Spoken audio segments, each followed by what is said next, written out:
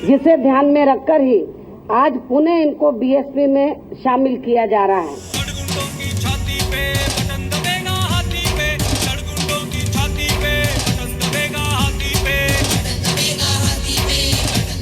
गुंडों की छाती से उतर गया हाथी।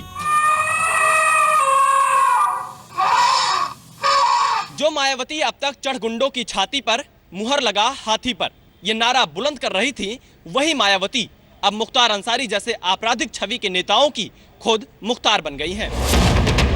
यूपी में माफिया हिताए, बहुजन सुखाए।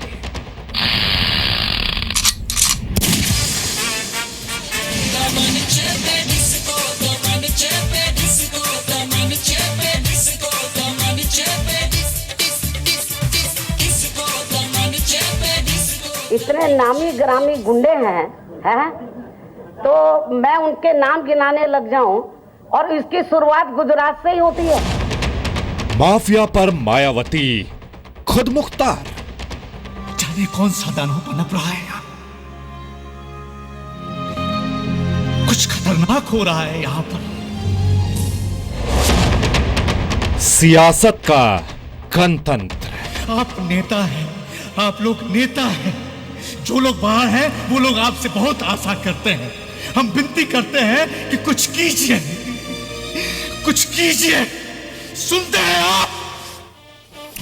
नमस्कार। 5 राज्यों के विधानसभा चुनाव पर हमारी खास पेशकश वोटों की बारात में आपका स्वागत है। आपके साथ मैं हूं पूर्णिमा मिश्रा और इस खास पेशकश में आप तक हर बड़ी चुनावी खबर हम पहुंचाते हैं। हम आपको दिखाएंगे जी न्यूज के तीखे सवालों ने कैसे मायावती को परेशान कर दिया। लेकिन पहले आपको अभी की इलेक्शन ब्रेकिंग बता देते हैं। आज जालंधर में दोपहर 1 बजे पीएम मोदी की रैली होनी है। पंजाब में 4 फरवरी को चुनाव है और इसीलिए चुनाव प्रचार तेजी पर है। राहुल गांधी भी आज पंजाब में 3 रैलियां करेंगे। राहुल अमृतसर में 1, भटिंडा में 2 रैलियां करने वाले हैं। तो अब यूपी की सियासत की सबसे बड़ी खबर और ऐसी खबर जो उत्तर प्रदेश में 20 सालों में नहीं हुई। माफिया डॉन मुख्तार अंसारी को बीएसपी में शामिल करने पर मायावती ऐसी दलीलें दे रही हैं जैसे वो गंगा जल हो जिनसे मिलकर सभी के पाप धुल जाते हैं। माफिया मुख्तार अंसारी को बीएसपी में शामिल करने के तुरंत बाद जी न्यूज संवाददाता विशाल पांडे ने मायावती से एक के बाद एक तीखे सवाल किए और वो मायावती जो मीडिया के सामने सिर्फ लिखित बयान को पढ़ती हैं, वो जो किसी बात का जवाब नहीं देती, उन्हें जी न्यूज के सवालों के जवाब देने पड़े। आपको हम दिखाते हैं कैसे इस मुद्दे पर सफाई दे रही हैं बहन जी। बहन जी एक सवाल है आपसे। आप लॉ एंड ऑर्डर सुधारने की बात करती हैं और आपका ये नारा है कि हम गुंडों को हटाएंगे, कानून राज कायम करेंगे, और आज आप दबंग छवि, माफिया छवि के मुख्तार अंसारी को पार्टी में शामिल करा रहे हैं, मऊ से टिकट दे रही हैं। तो क्या ये माना जाए कि मायावती आपके पास आप किस आधार पे कह सकते हैं कि वो माफिया है या बाहुबली है, किस आधार पे कह सकते हैं? बहन जी 2014 के जो उनका हलफनामा है, जो उन्होंने अपना डाला है, उसमें हलफनामे में उन्होंने अपने उनके ऊपर। आपको ये मालूम है कि जिनका मैंने नाम गिनाया अभी वो कौन सी छवि वाले लोग हैं, जिनमें से आधे लोग। बहन जी इसीलिए आपसे पूछा जा रहा है कि आप तो स्वच्छ छवि की बात करती हैं। मेरी बात सुनो, जिनमें से आधे लोग सपा में हैं और आधे लोग भाजपा में हैं और बीजेपी का नहीं मैं जो आपको मेरी बात सुन लो। बीएसपी में पहली बात तो हमारी पार्टी जो क्रिमिनल एलिमेंट्स होते हैं उनको बीएसपी में नहीं लेती है और लेकिन उनको सुधरने का भी मौका जरूर देती है। यदि उनमें से कुछ लोग गलत संगति की वजह से, यानी कि कुछ लोग भले होते हैं, गलत संगति की वजह से तो वो गलत रास्ते पे चले जाते हैं। क्या बहन जी मुख्तार जी भले इंसान हैं? मुख्तार अंसारी के बारे में मैंने आपको बताया कि उनके बारे में जो खास तौर से जो आरोप लगाए गए हैं और जो उन्होंने जो सन 2005 का मैंने हवाला दिया है उसके बारे में मैंने काफी कुछ डिटेल में बता दिया, उसको मैं दोबारा रिपीट नहीं करना चाहती हूँ।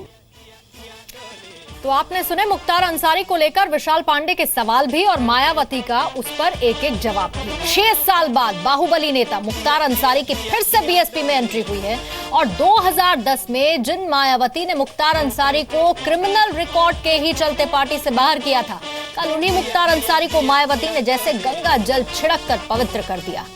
लेकिन इसके पीछे एक सियासी सच्चाई भी है, वो इस चुनाव में उत्तर प्रदेश में दिखाई देगी। क्या है ये सच्चाई, समझने के लिए रिपोर्ट।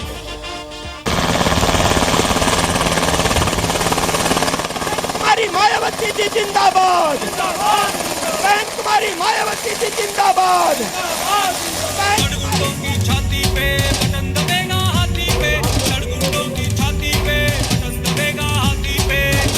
उत्तर प्रदेश की पूर्व मुख्यमंत्री और बहुजन समाज पार्टी की अध्यक्ष मायावती, जो अब तक ये नारा बुलंद कर रही थी कि चढ़ गुंडों की छाती पर बटन दबा हाथी पर, अब उन्हीं की पार्टी में माफिया हाथी पर सवार हो रहे हैं। मुख्तार अंसारी के परिवार ने, पूरे परिवार ने बीएसपी के झंडे व बैनर के तले एमपी व एमएलए आदि के चुनाव भी लड़े थे, ये भी आप लोगों को जानकारी है। लेकिन कुछ समय के बाद सपा के दबाव में आकर फिर इनको बीएसपी से अलग होना पड़ा, और जिसका इन्होंने अब पश्चाताप भी किया है, जिसे ध्यान में रखकर ही आज पुनः इनको बीएसपी में शामिल किया जा रहा है। मायावती और मुख्तार अंसारी का सियासी साथ वैसे नया नहीं है। माफिया मुख्तार अंसारी और उनके परिवार को टिकट देने के लिए बसपा ने मऊ की 2 और गाजीपुर की 1 सीट पर पहले से घोषित किए गए 3 कैंडिडेट्स के टिकट कैंसिल कर दिए। मुख्तार ने पहला विधानसभा चुनाव 1996 में बसपा की टिकट पर ही जीता था। 2009 का लोकसभा चुनाव उन्होंने बनारस से मुरली मनोहर जोशी के खिलाफ लड़ा। साल 2009 से पहले मायावती को 2 बार छोड़कर मुख्तार अंसारी निर्दलीय चुनाव लड़ चुके थे, लेकिन अभी तक मायावती मुख्तार अंसारी पर लगे आरोपों को फर्जी बता रही थी और मुख्तार अंसारी को गरीबों का मसीहा। मऊ सदर विधानसभा की सीट से वर्तमान सिटिंग एमएलए मुख्तार अंसारी को टिकट दिया जा रहा है, और साथ ही घोसी की सीट से इनके अपने खुद के बेटे अब्बास अंसारी को इनको भी टिकट दिया जा रहा है, तथा गाजीपुर जिले की मोहम्मदाबाद विधानसभा की सीट से इनके बड़े भाई सिबगतुल्ला अंसारी, जो वर्तमान में सिटिंग एमएलए हैं, इनको भी यहां से टिकट दिया जा रहा है। 2009 में मुख्तार अंसारी बीजेपी के मुरली मनोहर जोशी से लोकसभा चुनाव हार गए थे, जिसके बाद मायावती के लिए मुख्तार अंसारी गरीबों के मसीहा से माफिया बन गए थे, और साल 2010 में मुख्तार अंसारी को क्रिमिनल रिकॉर्ड के चलते बीएसपी से बाहर कर दिया गया था। मुख्तार अंसारी पर बीजेपी विधायक समेत 6 लोगों की मर्डर का आरोप है। 2 पुलिस कर्मियों की हत्या का आरोप है। महाराष्ट्र में डॉन मुन्ना बजरंगी के साथ क्राइम सिंडिकेट चलाने का आरोप है। प्रतिबंधित विदेशी शस्त्र अधिनियम के उल्लंघन पर टाड़ा चल रहा है। 2005 में मऊ में दंगे भड़काने का आरोप है। पूर्वांचल के कोयला व्यवसायी रुंगटा के अपहरण का आरोप है। बीएसपी विधायक रहते हुए बेंगलुरु में किडनैपिंग और मर्डर कराने का आरोप है। 1996 में एसएसपी उदय शंकर की हत्या की कोशिश का आरोप, और उसके साथ सरकारी ठेके, शराब के ठेके, कोयला के ठेकों में कई लोगों को धमकाने का आरोप है।